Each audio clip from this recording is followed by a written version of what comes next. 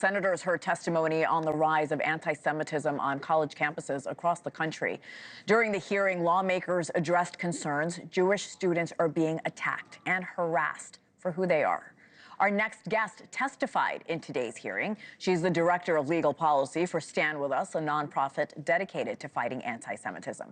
Joining us now is Carly Gammill. Carly, welcome to the show.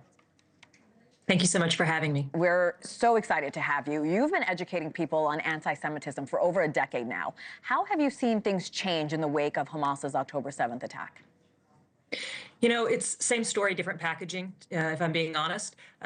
It's much more intense in many ways, but attacks against Jewish identity are nothing new. They are as ancient as effectively Judaism itself. And what we see is really just a repackaging and an intensifying of the measures and the tactics that are being used. When you say repackaging, what does that mean? Yeah, so, you know, when you think about classic anti-Semitism, you think about attacking the Jewish individual for some aspect of their Jewish identity. And that changes over time historically. And so initially you might see, and we did see historically, attacks against Jews based on their religion. And then if you fast forward into the 19th century, you saw attacks against Jews based on the pseudoscience of race as as an inferior race. Today, the predominant aspect of Jewish identity that we see people being attacked for, and especially on college campuses, is their Zionism. And it gets couched in terms of politics when in fact Zionism is not about politics for the vast majority of the Jewish community. It is part and parcel of their Jewish identity. Let's speak specifically about Columbia University. They've outlined changes that they're implementing or plan to implement to combat anti-Semitism. Do you think these changes are enough to keep Jewish students safe? Only time will tell, and I will say that also time will tell how sincere they are. There is education that has to take place at the highest levels of these institutions. Unfortunately, what I just spoke about, this idea of Zionism and the misunderstanding about it, it is baked into academia.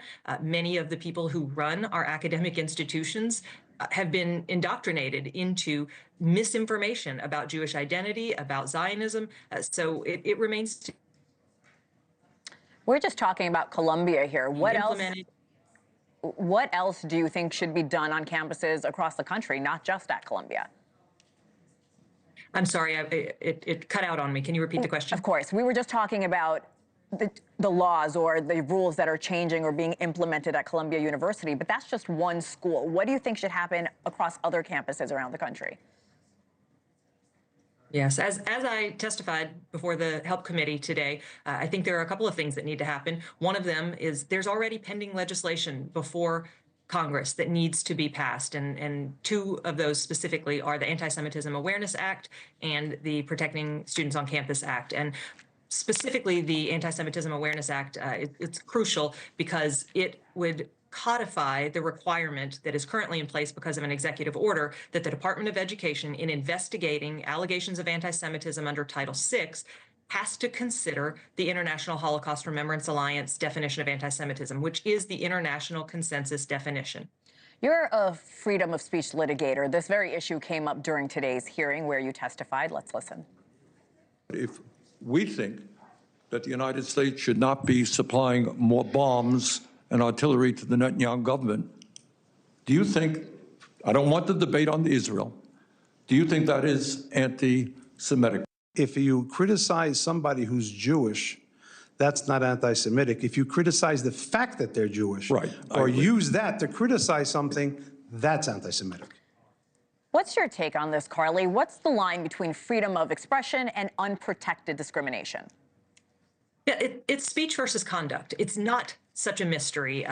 It becomes a red herring in a lot of these discussions. What we are seeing on college campuses, by and large, is not protected speech when it comes to the treatment of the Jewish community. And the reality is that harassment, for example, which is not protected speech, can include speech that standing alone might be protected speech. But when you take that and you direct it at a Jewish individual or group of individuals because of their Jewish identity, we are no longer in the realm of free speech. We are now in the realm of unprotected conduct. Conduct can and should be addressed, punished. There should be consequences for it. And so this idea that freedom of speech is under attack is simply a red herring when it comes to what we are actually seeing on these campuses. Thanks so much for watching. Just go to joinnn.com to find News Nation on your television provider. And don't forget to click the red subscribe button below to get more of News Nation's fact-driven, unbiased coverage.